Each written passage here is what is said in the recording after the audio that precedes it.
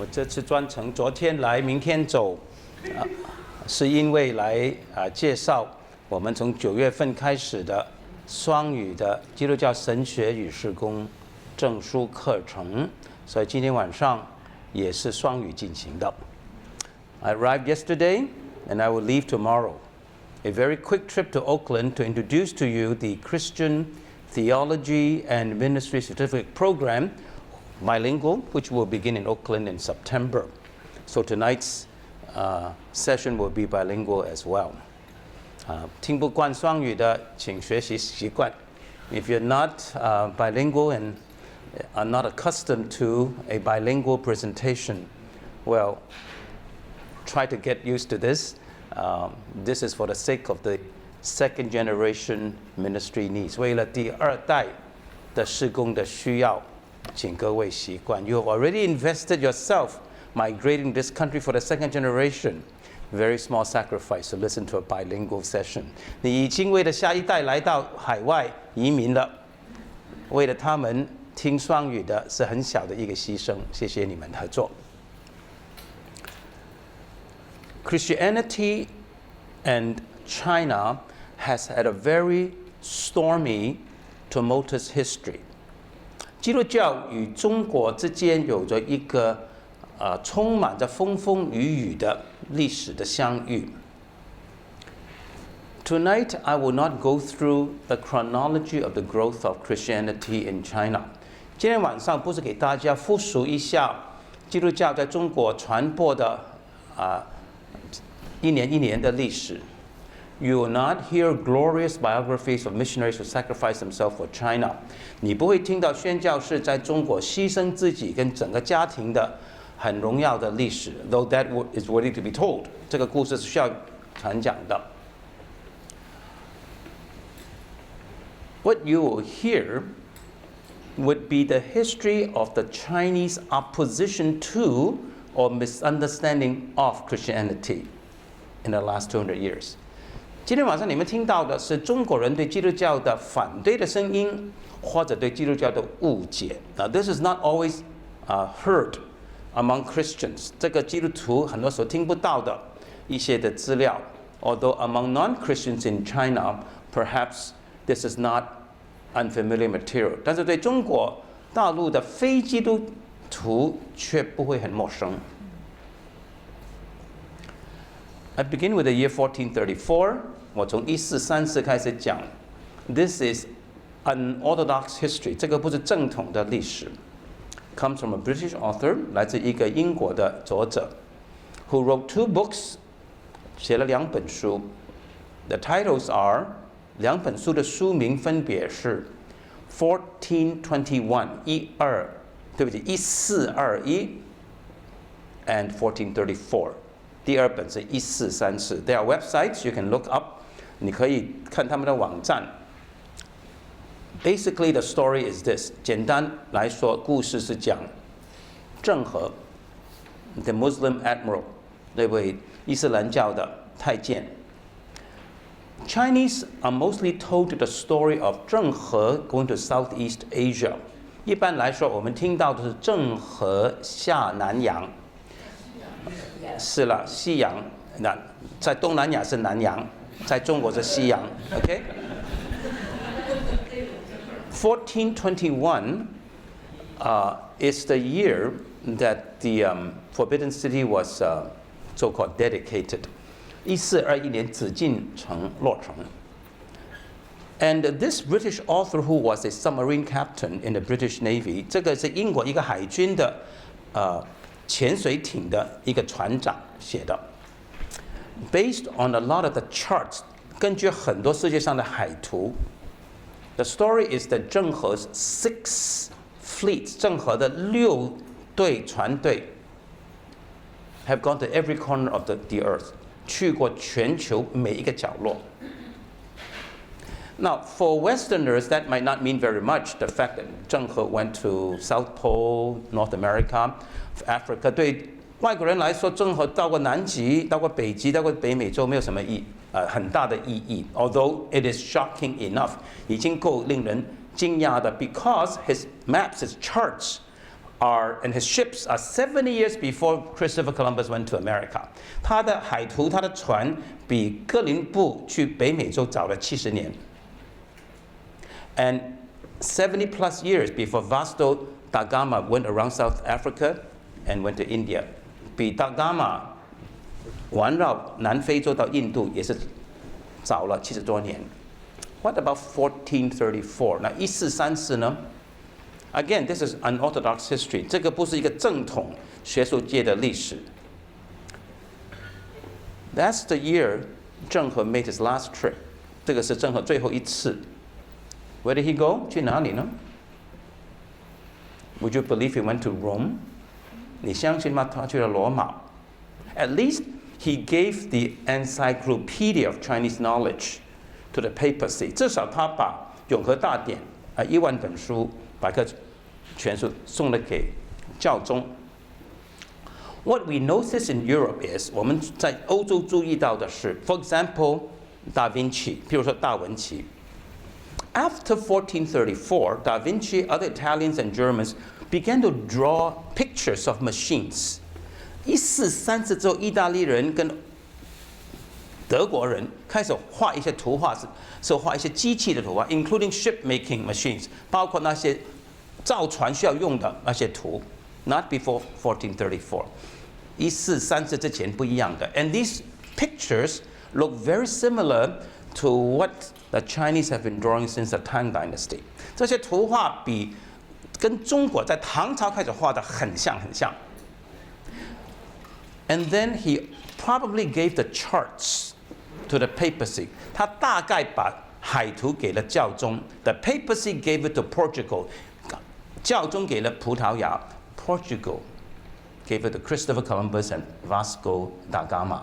哥林布是从葡萄牙的王拿到这些海图的，da Gama 也是一样。My point is that the West began to explore America and Asia with charts on their hands. 我的意思是说，西方人跑去非洲、印度、美洲，手上是有海图的。But what happened was China began to close their doors. 但是中国开始关门了。And most of these records are burned. 一大部分的记录都烧掉。And so this Englishman had to gather charts from all around the world. 所以这个英国人要从世界各地去找这些海图 ，and then put the picture together， 拼起这幅图画来。So China became backwards. 中国开始落后。Western science technology began to take off. 西方的科技开始发展。Protestant Christianity went to China in 1807. 基督新教就是有别于天主教，到中国是1807年。His name Robert Morrison， 马利顺。He and his wife are buried in Macau. 他跟他太太的坟墓在澳门。This was long before the Opium War, 1839 to 42. 这个是在鸦片战争之前很多年。鸦片战争用外国人的说法是1839，中国说法1840到1842的。Robert Morrison was not allowed to go to mainland China. 马利顺是没有许可进到中国内陆的。So he spent most of his time in Macau. 他的时间大部分花在澳门 ，and his colleagues, a lot of them in Malacca and Malaya, places like that. 他的同工们有的在马来西亚、马来亚的马六甲。They did several things. 他们做了几件事 ：translated the Bible， 翻译圣经 ，compiled Chinese English dictionaries， 编了一些华英字典，不是英汉字典，是汉英字典。And translated some of the Confucius classics into English， 把一些四书五经翻成英文。One more thing， 还有一件事 ，They set up several schools， 他们开办了几间学校 with the same name， 名字是一样的 ，Anglo-Chinese College， 英华书院 ，Hong Kong、Malacca 马六甲等等 ，training boys with the hope that one day they can go back to China with the gospel。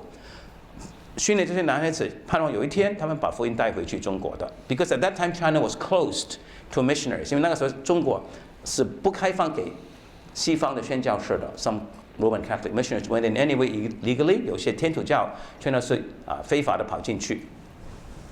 Then 1860, 1860. Now 1842 is the end of the first Opium War. 1842年是第一次鸦片战争结束。1858 and 60, 1858到1860, end of the second Opium War. 第二次的鸦片战争结束。First Opium War ended with the Treaty of Nanjing.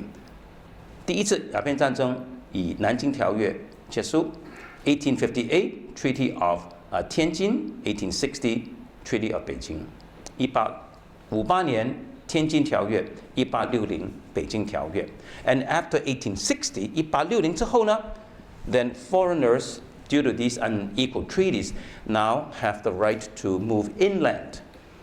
现在外国人呢，因为这些不平等的条约缘故呢，可以进到中国内陆去。So now, the Protestant missionaries with their gospel begin to go to all the various provinces in China. 所以基督新教的宣教士开始把福音传到中国各省。Our story is the story of Chinese opposition to Christianity. 今天我们要讲的是中国人如何反对基督教。Why? 为什么呢？ Because the Chinese church, 因为中国华人教会 for all these years, 这么多年来 the gospel has been in mainland China for 200 years now. 基督新教传到中国已经200多年了。The Chinese church have very seldom developed an apologetic, a defense of the faith, in face of Chinese opposition. 中国教会很少有发展出一套的护教的神学来面对那些攻击反对基督教的中国人。Very seldom, 很少。To me, May 4th is always the most important date on my calendar. 对我来说，5月4号是我一年的日历里面最重要的一天。It symbolizes the Chinese church's failure to answer the questions raised by Chinese intellectuals. 5·4象征着中国基督教如何失败，没有回答当时中国知识分子的问题。Sure, Chinese preachers were raised up by God soon after that, especially after 1926. 当然，1926年之后，上帝兴起很多的布道家，把福音传遍中国大陆。John Song 宋尚节、王明道 Watchman Nee 尼陀生 all began to preach shortly after 1926. 都在1926年之后公开的布道或者传道。But very few Chinese Christians, especially Bible-believing Christians, faced up to the questions, criticisms of Christianity raised by Chinese intellectuals, including the Chinese Communist Party. 但是太少基督徒正视中国知识分子跟中国共产党对基督教的批评跟提出的疑问。Let me go through 2 periods with you. 让我跟大家走过2段的历史。During these 2 periods, 这2段的历史 Chinese intellectuals vigorously opposed Christianity. 这2段的历史，中国知识分子很强烈的批评、攻击基督教的。But they opposed Christianity from 2 very different viewpoints or foundations. 可是他们反对基督教的根基理由是完全不同的。First period, 第一段历史 1862 to 1874 1862到1874 The emperor died, a regency was in place. 皇帝死了，现在呢是慈禧太后开始控制宫廷的时代。The Empress Dowager, the one with the long fingernails, okay, she began to be the true ruler of China. This period is called the 同治 Restoration. 这段时期被称为同治中兴。The 2 Opium Wars had just closed. 两次的鸦片战争刚刚结束。Unequal treaties 不平等条约 1842, 43, 44, 1858, 1860 1842, 43, 44 1858, 1860 How is China going to respond to this humiliation? 中国怎么回应这个国耻呢？ Sure, it began a shipyard in Jiangsu 开始了一个造船的、造兵器的 and weapon building factory, and in that compound they started a foreign language school. 那里他们开始一个外语学校 ，and they invited a missionary to be the principal. 他们邀请了一位宣教士做校长 W.A.P. Martin, American Presbyterian, 丁伟良，美国长老会的宣教士。But by and large during this period, 但是这段时期呢 ，the court 宫廷里was opposed to modernization and westernization. 基本上宫廷是反对西化、现代化的。Other than the School of Foreign Languages, 除了这个翻译员的学校以外，China started a somewhat an awkward, half-hearted foreign office 的总理衙门。中国开设了总理衙门，不是真正一个外交部。Okay, it's really to appease the foreigners. 希望洋鬼子不要来跟我们做生意最好。中国的贸易是官督商办 ，official supervised merchant-operated business, which is not really for profit， 不是为了赚钱。It's so that these barbarians who understand Chinese civilization is superior. 所以要这些洋鬼子看到中国的文化多么的超越。Okay, it all ended with the Tianjin massacre. 在1870天津大屠杀作为高峰。During this period， 在这段时间 ，Chinese officials and gentry， 中国的官绅做官的跟地主的 ，systematically opposed Christianity， 有系统的攻击基督教。We all know about the civil service examinations， 我们知道科举制度的考试。So when a provincial level civil service examination is taking place in the provincial capital， 当在省的科举考试在举行的时候 ，this is the time for the students to be locked up and do their exams for a few days。这段时间考试的就锁在房间里考试。Their uncles, fathers, brothers, cousins， 那些叔叔伯伯、爸爸兄弟呢 ，is drinking wine in a tavern， 在旁边在市上喝酒。And it is during those times， 在这些的日子里 ，Chinese intellectuals would draw up cartoons， 他们会画一些好像漫画的东西 ，and insulted Christianity， 侮辱基督教的。For example，they would draw a picture of a pig， 他们会画一个猪头 ，to make fun of the bishop， 主教。Okay， 主教 is 猪教 ，right？ The bishop is like the pig， crying。And they spread rumors. 他们散布一些谣言 that why did they have all these orphanages operated by Catholics and Protestants? 基督教、天主教为什么开这么多孤儿院 ？Because they want to get the eyes out of these children to make medicine. 他们要挖孩子们的眼睛做西药的等等。All kinds of very gross rumors were spread. 他们散布很多的这种的很粗略的、粗鲁的谣言的。The point is。我要讲的是 ，when the Western foreign nations become a threat， 当西方外国成为一个威胁的时候 ，Confucianism、Taoism and Buddhism joined ranks， 儒释道就连结起来 ，and so the point of view of the attack on Christianity， 所以他们攻击基督教的观点角度是 is Chinese culture。Including Confucianism, Taoism, and Buddhism， 他们观点角度是中国文化，包括儒、佛、道、儒释道。Okay, it's one of those rare moments when these three schools of philosophy join hands。儒释道联手很少的，面对洋鬼子基督教，他们联手攻击。Now, so remember that in the 1860s, in the name of Chinese culture, they opposed。and attacked Christianity， 他们以中国文化的名义攻击基督教的。1900 Boxer Rebellion， 义和拳 and of course it ended with the greatest national humiliation China has ever seen。当时是以中国最大的国耻结束的。Today, China is recovering from that humiliation with the One Belt, One Road initiative。今天中国用"一带一路"来恢复中国的尊荣啊！那这个义和拳的事件呢，是中国的这个尊严最低的一年。1919 May the 4th， 1919年5月4号。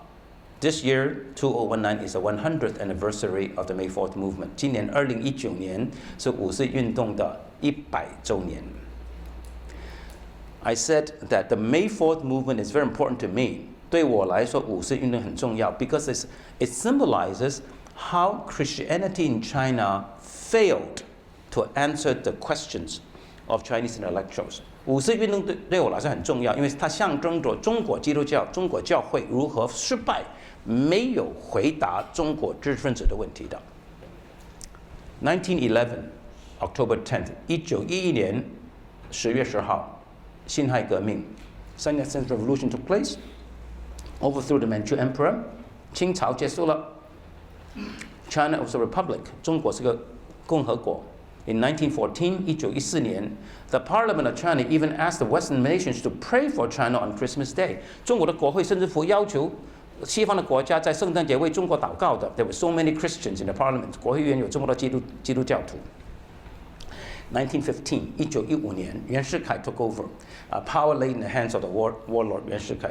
1915年，我们看到这全部在革命党在袁世凯的手上。1915 September 15th， 1915年9月15号。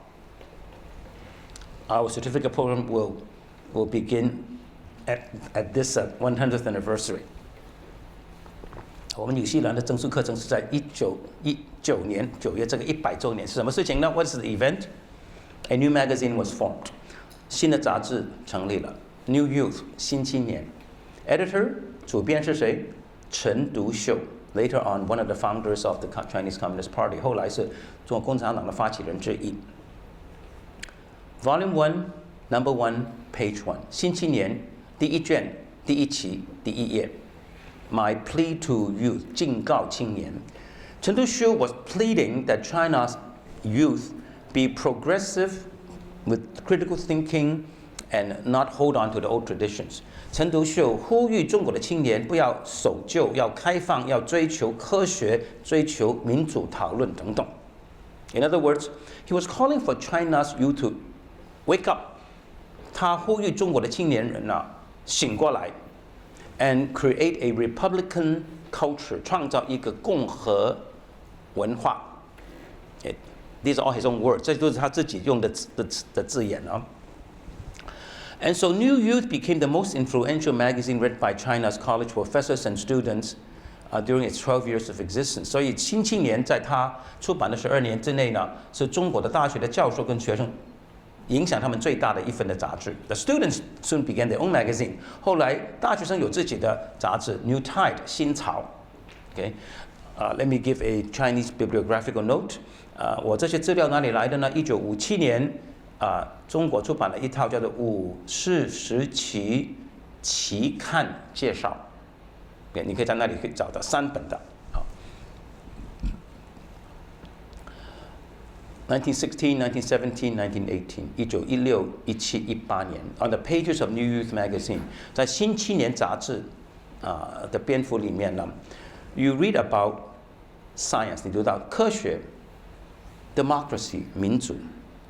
Anti-Confucianism 打倒孔家店 ，individualism 个人主义。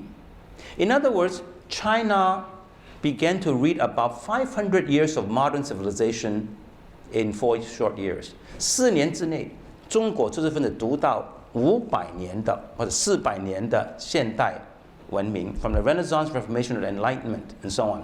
从文艺复兴、宗教改革到启蒙运动 ，all the modern ideas were thrown at China in 4 short years。4年之内，中国知识分子读到400年的现代的概念。May 4th, 1919， 1919年5月4号 ，World War I was finished。第一次世界大战已经结束了。During the treaty in Versailles near Paris, France， 在法国巴黎的和谈的时候呢，巴黎的这个会议上呢。China did not realize that Britain gave formerly German-controlled Shandong to Japan. 中国不知道，英国把山东从德国人的手上给日本。America claimed to be ignorant as well. 美国也宣称说不知道。And then so the students of China staged a demonstration in Beijing, burned the Japanese minister's home. 所以中国的学生起义这个游行，把日本人的烧了日本人的大使馆的大使的家等等。More importantly, they wrote manifestos. 更重要的是他们发表一些的宣言。And published it in all the newspapers in various China's major cities.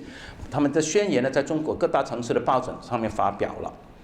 This is the beginning of the awakening of modern Chinese intellectuals. 中国知识分子在1911之后的中国知识分子现在醒过来了。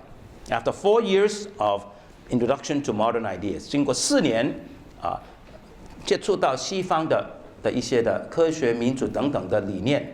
现在他们成为一股的所谓政治的力量。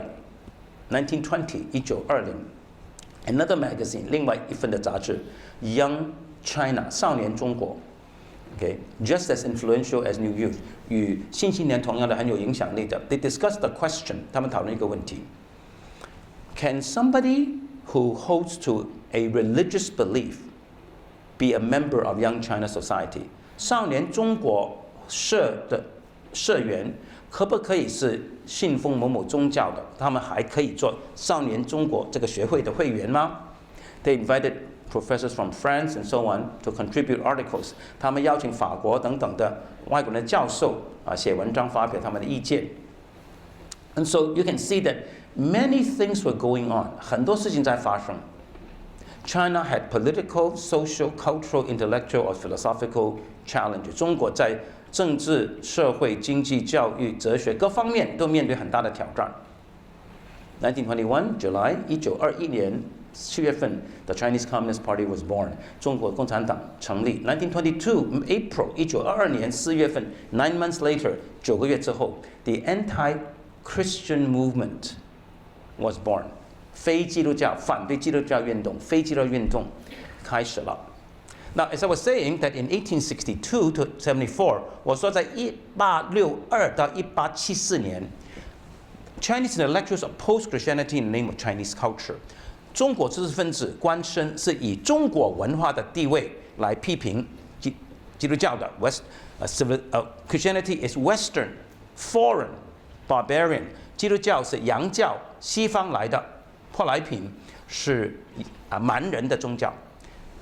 1922 1922年 okay not quite 60 years later 没有超过60年之后 now the criticism against Christianity is no longer from a Chinese point of view 现在批评基督教不再是从中国文化的观点角度 but from a Western point of view 从一个西方的观点角度 from Marxism 从马克思主义的观点 Christianity is unscientific of modern science 基督教不符合科学这个是从现代科学的角度 and a tool of foreign imperialism 是外国列强的侵略的工具 from Marxism 从马克思主义 so you see that in 60 short years 你看到60年时间不很长 Chinese opposition to Christianity went from a Chinese viewpoint to a Western viewpoint 反对基督教从中国的立场，中国文化的立场，现在转到西方的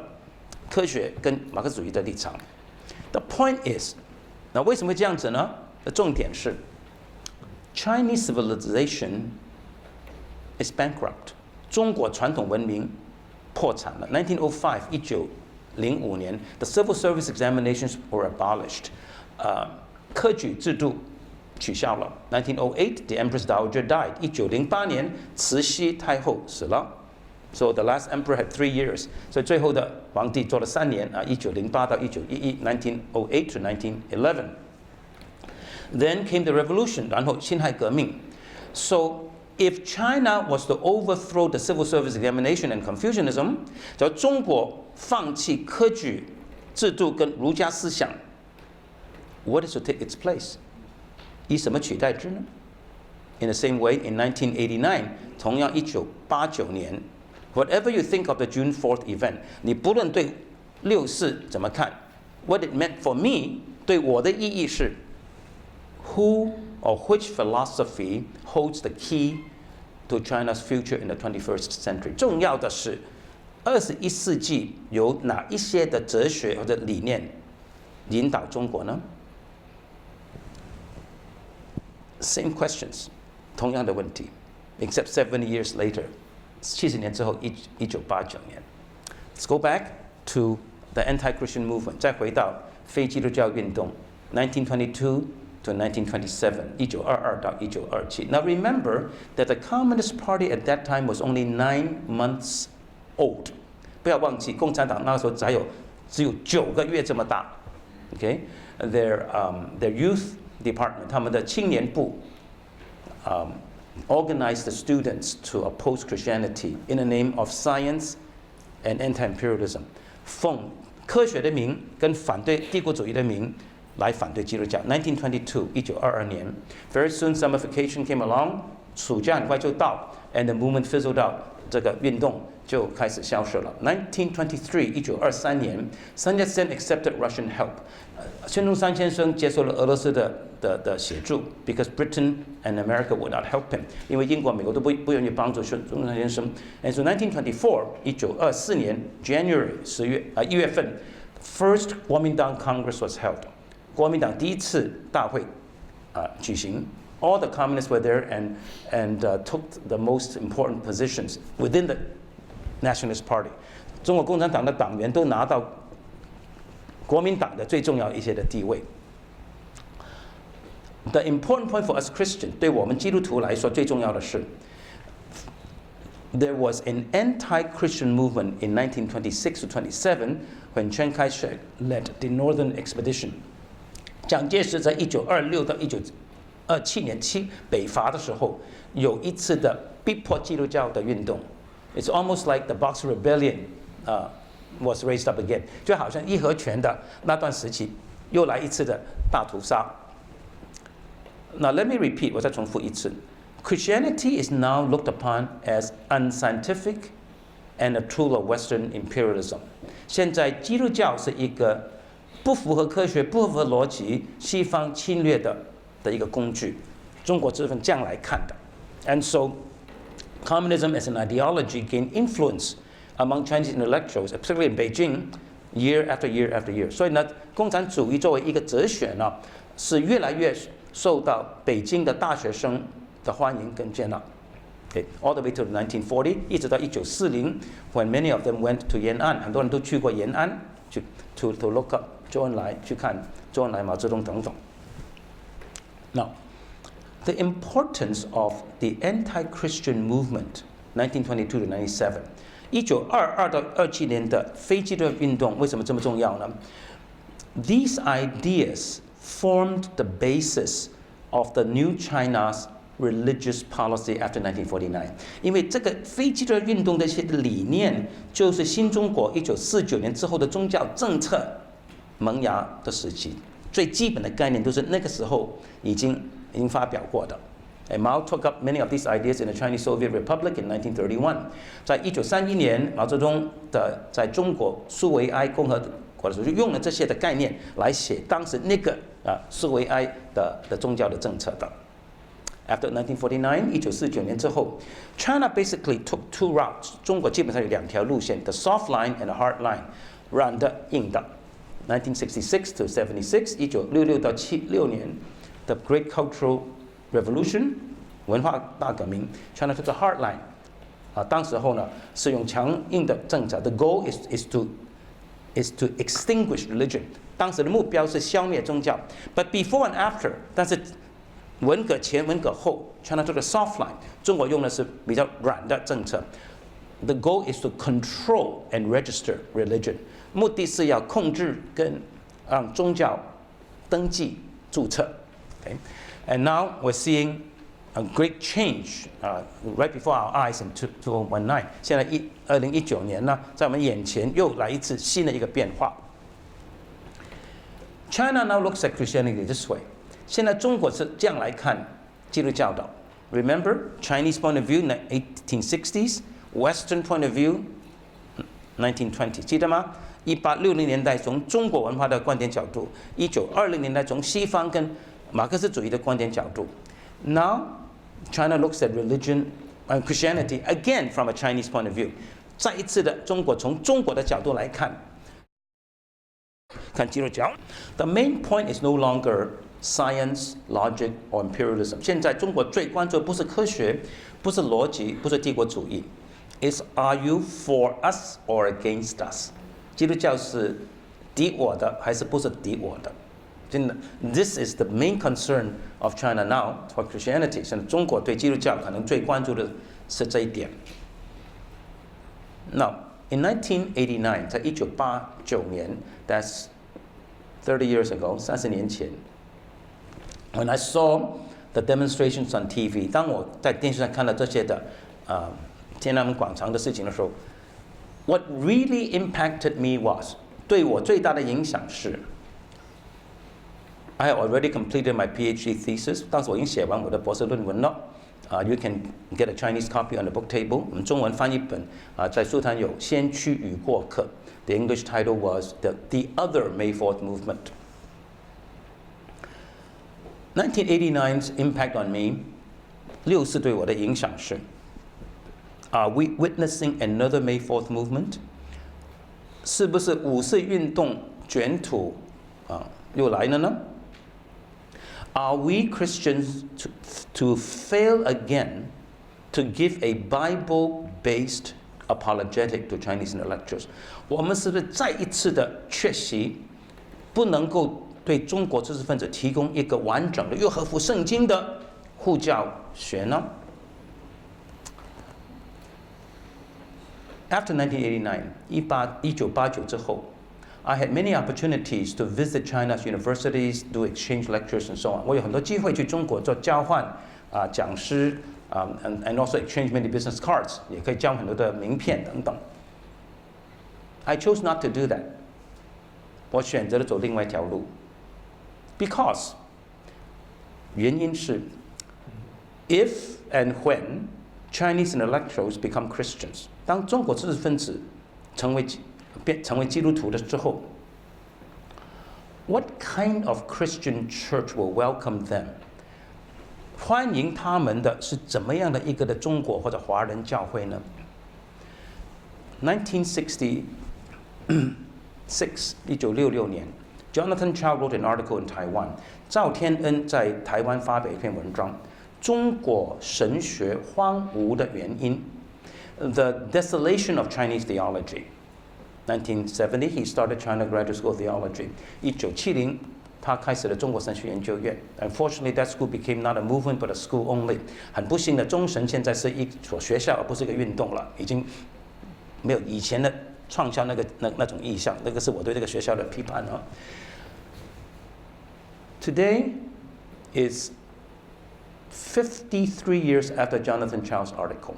今天赵天恩的文章已经是53年之后，中国教会有没有一套符合圣经、相信圣经又面向文化的神学呢 ？Does the Chinese church have a theology that is Bible-based, believing in the Bible, and yet face up to culture？ 我们很多的是个人主义的保守派的基督教。We have a lot of individualistic gospel。Conservative Bible believing， 或者面向社会但是不信圣经的神学 ，or theology that faces up to society and culture, but these theologians don't really believe the Bible. There is a third way， 有第三条路的 ，and that's the tradition I imbibed。这个就是我所吸收到的神学的传统。Jesus Christ is Lord of all the universe。耶稣基督是宇宙万物的主宰。That includes politics。Sociology, economics, culture, philosophy, art, and so on， 包括政治、社会、经济、文化、教育、哲学、文艺等等，科学等等。In 2002， 在2002年 ，I received an invitation to go to Penang, Malaysia。我被邀请去马来西亚槟城。Today, I make that my second home。今天槟城是我第二个家园了啊。Because they invited me to give 2 lectures， 他们请我讲两篇讲座。The difference between presuppositionalism and evidentialism in apologetics，护教学的前提派跟证据派的区别 ，and the difference between biblical counseling and psychology， 心理学与圣经辅导的异同。I said, wow, they were interested in these topics. 我说他们对这些很有兴趣。Of course I went， 当然我去。My point is that 我要讲的是 ，after I gave those lectures on apologetics， 当我给了这些护教学的讲座之后 ，my partner says， 我的同伴请我去那个伙伴说 ，if we don't know our theology， 我们不知道自己的神学 ，if we don't know what we believe， 我们若不清楚自己信什么 ，then what kind of apologetics will develop？ 那我们护什么教？只要不知道信什么的话，护什么教 ？If you don't know your theology, what kind of apologetics can you offer? So I began to offer theology courses there. 所以我就开始开神学讲座。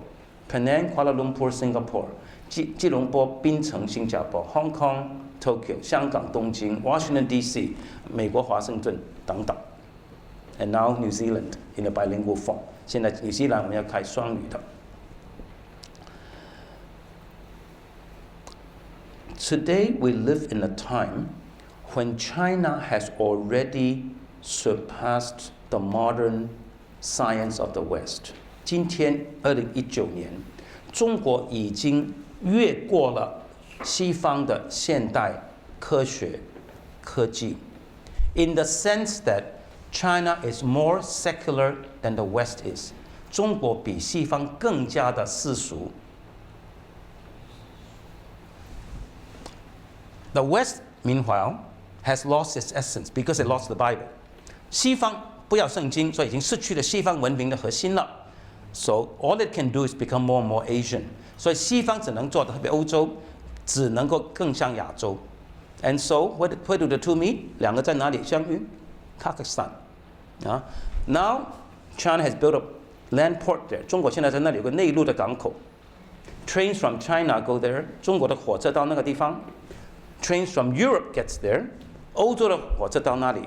It only takes 47 minutes to transfer containers from one train to another. 中国的火车的运刚到欧洲的火车只需要47分钟。Only 10 days, cargo gone from China's east coast to places like Holland and France.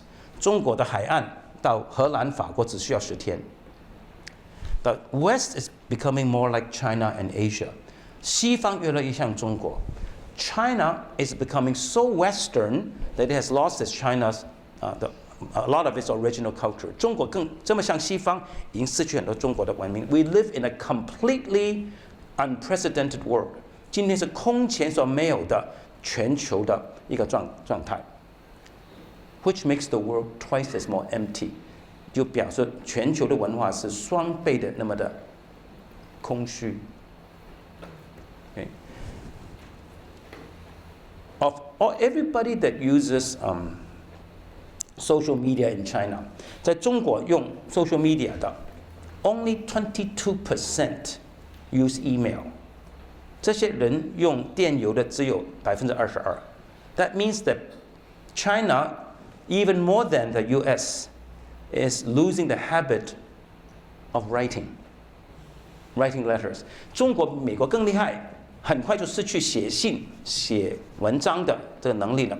You can now in China write a university essay with voice recognition. 你现在不用笔都不用动，讲就可以讲一篇大学的论文了。China is just like America becoming barbarian, illiterate, ignorant. 中国完全学了美国的东西，文盲，不写字，无知。Okay? What is the university education? 大学教育怎么一回事 we don't even know what it is. 已经不知道了。I studied history and philosophy when I was at university. 我读的是在大学读的是哲学跟历史。How do you do that if everything you do is by AI, voice recognition, and face recognition? 你完全用这些人工智慧的话，你怎么好好的学习思考的能力 ？That's the world we live in. 这个是我们所生活的世界。Global warming, 气候在变。Europe becoming closer to China, China becoming completely Western. 中国完全西化，欧洲向中国。America is left out unless she wakes up. 美国不醒过来的话就被抛弃了。I'm a U.S. citizen. 我是美国公民。This is the time that the church must wake up, learn how to read, study, and think. Read the Bible, study the Bible, learn how to think according to the Bible. 现在是中国教会要醒过来，学习阅读圣经，研究圣经的信仰，思考，根据圣经来思考。We have no choice. 没有选择的。The other choice is darkness of civilization. 另外一个选择是野蛮的文明。America is already there. 美国已经在那里了。Okay? A good bit of UK and Europe is already there. 欧洲、英国大部分的人口已经在那里了。China is getting there. 中国已经越来越靠近这种的情况。A desert of civilization. 文化沙漠。The tradition that I imbibed from the Reformation. 我所吸收的宗教改革的整个基督教的文化 ，teaches me 是教导我 ，You are what you think， 你的思考如何，你的人就如何。Now that's opposite to what Apple, Google, and Alibaba wants to tell you。苹果、Google、阿里巴巴教你的完全相反的 ，Go by your feelings， 凭你的感觉，and then 你感觉 feeling。You bought something already. 你已经买了他们的产品了。你没有经过大脑 ，It doesn't go through your brain. You already bought something from Alibaba or Amazon. 已经买了东西了。This is the world we live in. 这个是我们所生活的世界。The old arguments against Christianity are still there. 老旧的反对基督教理由没有消失的 ，but new ones are now taking its place. 又有新的取代了。Basically, people don't care. 现在人民漠不关心 ，They don't care about thinking, about morality， 思考、道德都不是人们要关心的。China is becoming completely like America of yesterday。中国现在像昨天的美国完全一样。Okay? Into this world comes the immigrant generation and the second generation。在这个世界，就是我们移民的第一代跟下一代生活的这个环境。New Zealand， 纽西兰 ，just like America， 就像美国一样。Other than my dissertation， 除了我的博士论文以外 ，in 1989， 对不起 ，in 1999 I published a book。1999年我出版了一本书 ，which is a collection of essays I wrote in the 1980s and 90s， 是收集了我1980跟90年代写的一系列的文章。You see, beginning in the 1980s， 在1980之后。Many of the Chinese churches in U.S. and Canada， 美国跟加拿大的华人教会，很多的教会 ，their young people English speaking began to leave the church。他们的年轻人讲英文的下一代开始离开教会 ，because they felt that the church did not shepherd them， 因为他们感觉到教会没有牧养他们。So in the 1980s, I was an early champion for English speaking ministry。For the second generation， 所以在1980年代是一个比较早期的倡导、提倡要牧养第二代，用英语牧养他们的。So in 1980, I started an English-speaking church in Queens, New York City。所以1980我开始了一间英语的华人教会，在纽约皇后区、纽约市。Today things have moved forward。今天事情已经发展了很多了。Today, Asian Americans have their own churches. 现在亚裔、韩国、华人等等下一代有他们自己的教会。New Zealand， 新西兰呢 ？We are beginning to witness the same things that we witnessed in U.S. in the 1980s. 现在纽西兰所发生的事，就是我们美国在1980年代所发生的事。People are beginning to wake up. People who are 25, 30, 35， 今天25、35岁的开始醒过来说 ，I don't feel fed， 我不感觉到。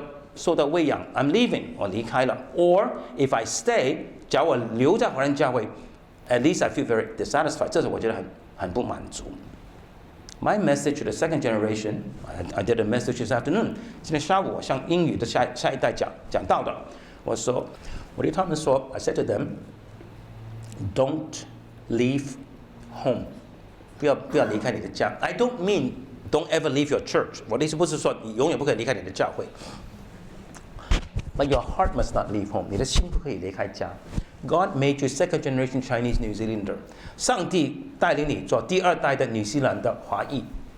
God made me 1.5 generation Hong Kong American. 上帝造我成为第一代的美国华人的一半，也不是下一代的两代之间。For a reason， 都有上帝的计划的。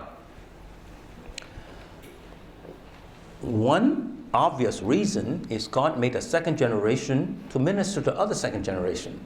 一个很重要的原因就是上帝让第二代在纽西兰长大，就是让来牧养、带领第二代的信主成长。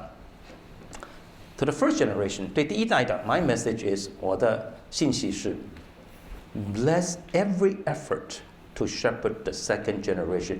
你要祝福任何牧养第二代的事工和他们的努力。First generation bless second generation ministry。第一代祝福第二代的事工。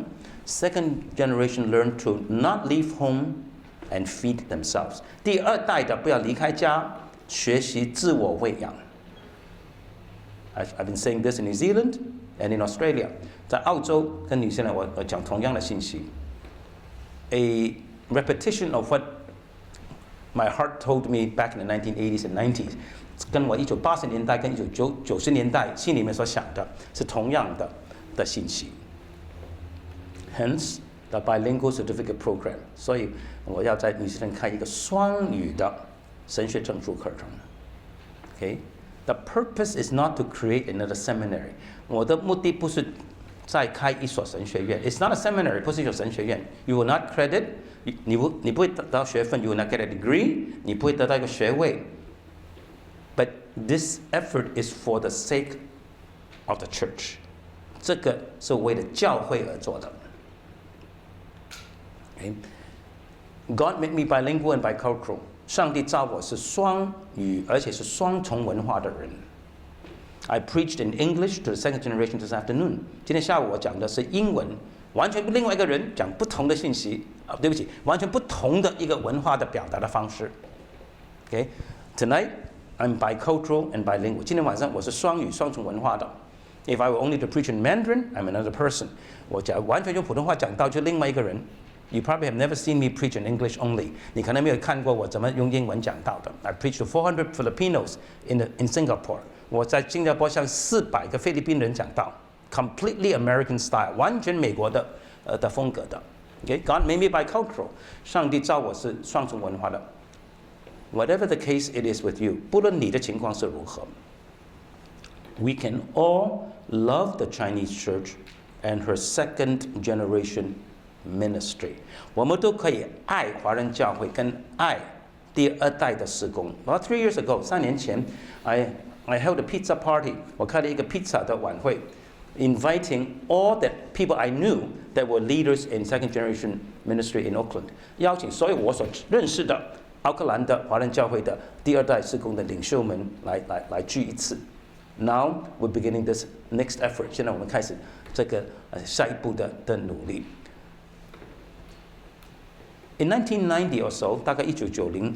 I was invited to Seattle in the USA。有一次我被邀请去西雅图。The church invited me for one weekend to answer one question。这个教会邀请我去一个周末回答一个问题。Will we split the church if we start an English worship service？ 我们开英文堂会不会分裂教会？ Today they have a thriving English ministry。今天他们有一个非常蓬勃的英文的事工 ，and daughter church 还有分堂 Evangelical Chinese Church of Seattle， 西雅图应该叫中文叫正道堂，要没有记错的话。What the second generation need？ 第二代所需要的 is more than a babysitting service。不仅仅是一个育婴师 ，they're not babies. They're 25-year-old executives in the corporate world, in the finance world. 他们已经是25岁以上的财经界、电脑界的专业人士了。What the second generation need to do is to learn to feed themselves and love the church. 第二代需要做的是自我喂养，然后不要停止爱他的教会。